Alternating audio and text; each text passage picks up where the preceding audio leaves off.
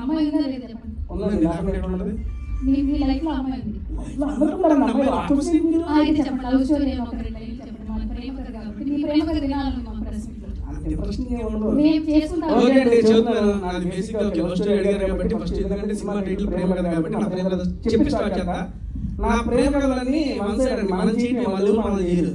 అది కాబట్టి దానికి ఇబ్బంది ఏమీ లేదు. నేను చేస్తూనే ఉంటా. Thank you.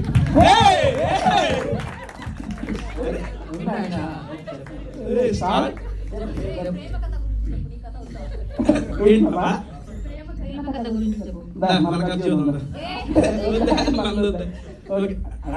చెప్పమంటుంది. మా ఇద్దరు చాలా ఉంది, వద్దంటున్నారు.